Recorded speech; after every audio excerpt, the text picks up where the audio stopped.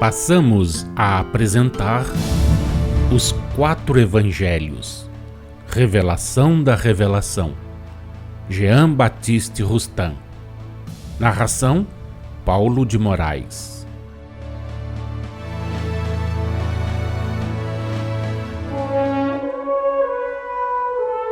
Evangelho de Jesus segundo Lucas, capítulo 7, versículos 36 a 50. A pecadora que ungiu os pés de Jesus. Certo fariseu convidou Jesus para comer com ele, e o mestre, entrando na casa do fariseu, tomou lugar à mesa. Havia na cidade uma mulher que era pecadora, e ela, sabendo que Jesus estava à mesa na casa do fariseu, trouxe um vaso de alabastro com perfume, e pondo-se-lhe aos pés, chorando, começou a regá-los com lágrimas e os enxugava com os cabelos. E beijava-lhe os pés e os ungia com o perfume. Ao ver isto, raciocinava intimamente o fariseu que o convidara. Se este homem fosse profeta, saberia quem é esta que o toca e que espécie de mulher é, pois é uma pecadora. Disse Jesus ao fariseu: Simão, tenho uma coisa para te dizer. E ele respondeu: Dize-a, mestre. Certo credor tinha 2 devedores. Um lhe devia 500 denários e o outro 50. Não tendo nenhum dos 2 com que pagar, perdoou a dívida a ambos. Qual deles, portanto, lhe terá maior amor? Respondeu Simão. Suponho que aquele a quem mais perdoou. Replicou-lhe Jesus.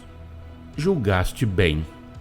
E voltando-se para a mulher, disse a Simão: Vês esta mulher?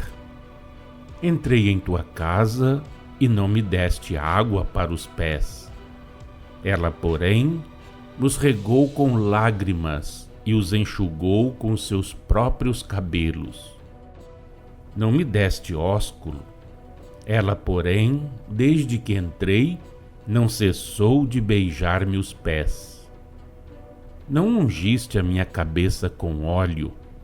Ela, porém, ungiu com perfume os meus pés. Por isso te digo, perdoados lhes são os seus pecados, que são muitos, porque ela muito amou. Mas aquele a quem pouco se perdoa, pouco ama. Disse Jesus à mulher: Perdoados são os teus pecados.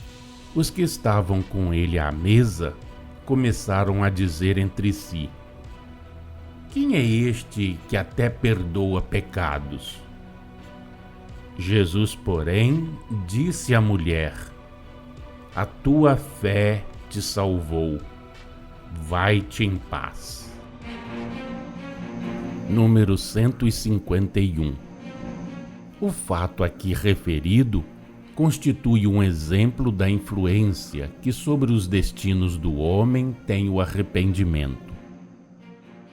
Não por haver banhado os pés de Jesus com bálsamo e com lágrimas, obtém a pecadora o perdão, mas porque esse ato era a consequência do pesar sincero e profundo que lhe causavam suas faltas, e por serem imensas sua fé e sua esperança naquele diante de quem se prosternava. Mulher de costumes livres que vendia o corpo, ela, na sua beleza, se humilhava, enxugando com os cabelos aqueles pés que o seu arrependimento banhava de lágrimas. Ela, que era vaidosa de seus encantos, sacrificava ao arrependimento os perfumes que serviam para torná-la mais sedutora e para, pelo aroma penetrante, excitar os desejos dos que lhe pagavam as carícias. Esses perfumes, elementos das suas orgias, se santificavam ao contato com o Santo dos Santos. E a pecadora se limpava das suas faltas pela satisfação com que se separava desses objetos de luxo, únicos que possuía. Renunciava, assim, ao seu passado de desordens e fazia sinceras promessas de reparação no futuro. Não zombeis da pecadora aos pés de Jesus. Ao contrário, imitando-a, vinde todos, sem exceção, derramar na fronte do Mestre os inebriantes perfumes que vos perdem, e ouvireis de sua boca palavras de paz, de consolação e de amor. A Ele, e só a Ele, o Pai Onipotente, deu o poder de ligar e desligar na terra e no céu. Os apóstolos lhe obedeciam, eram os agentes que ele escolhera e obravam inspirados e guiados pelos espíritos superiores, quando também ligavam e desligavam na terra e no céu. Temos ainda que vos chamar a atenção para alguns pontos. Como veio ao fariseu Simão a ideia de convidar Jesus para lhe entrar em casa e sentar-se à sua mesa? Como pôde a mulher, sendo uma pecadora, penetrar na sala do festim? O fariseu queria sondar a Jesus para descobrir nele o ponto vulnerável.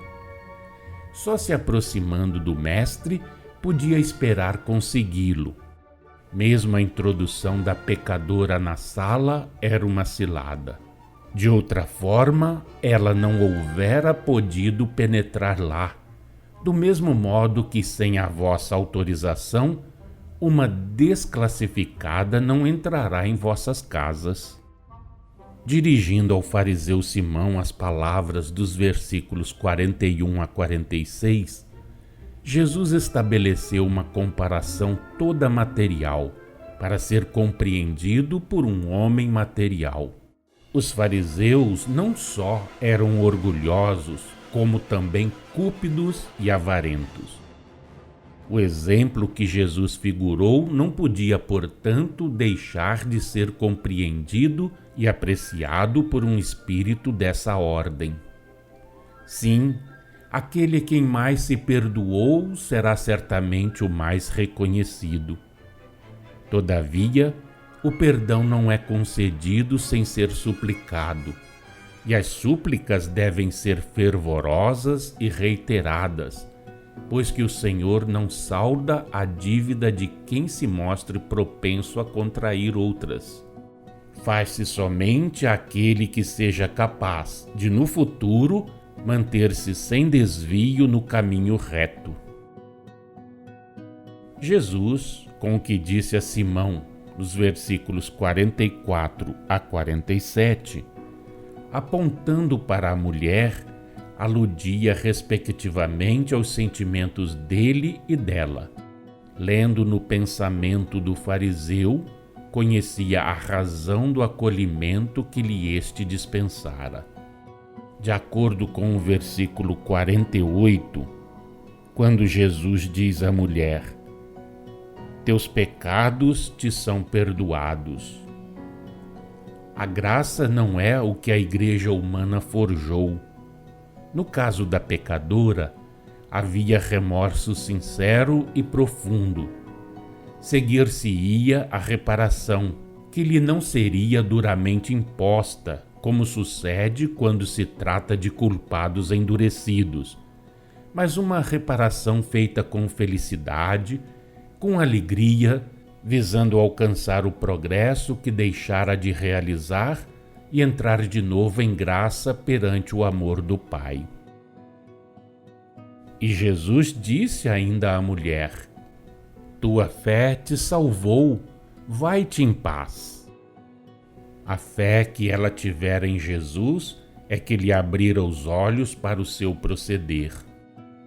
A comparação entre a vida sem mácula do Mestre e os excessos inumeráveis da sua própria vida de pecadora foi o que a impressionou e impeliu a vir suplicar o perdão de suas faltas aos pés daquele que ela considerava um emissário celeste.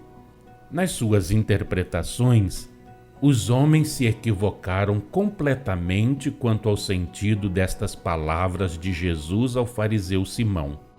Eis te declaro que muitos pecados lhe são perdoados, porque ela muito amou.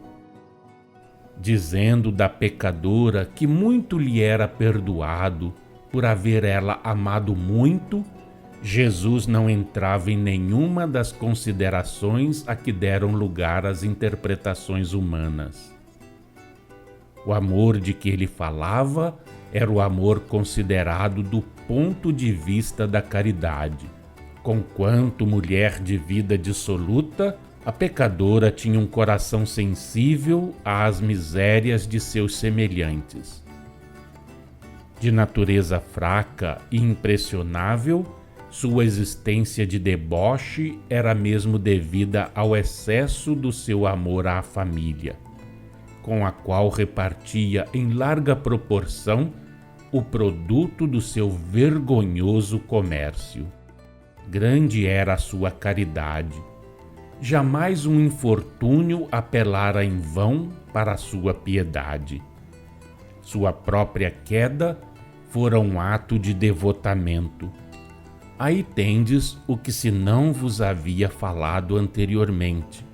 Aí tendes ainda o que será encarado como encorajamento ao vício, sob o pretexto do devotamento a pais pobres. Aí tendes, todavia, a fonte de tantos vícios que repelis das vossas vistas com horror, quando muitas vezes um conselho, um socorro fariam o que fizeram as santas palavras de Jesus. Espírito fraco, a pecadora quisera lutar contra a sua fraqueza, quisera o combate excessivamente rude. Sucumbiu a princípio, porém levantou-se mais forte e mais valorosa, não aos olhos dos homens que nada perdoam, tendo embora tanta necessidade de perdão, mas aos olhos daquele que sonda os corações e as entranhas, e para quem o pensamento culposo e oculto, o mesmo é que o ato praticado.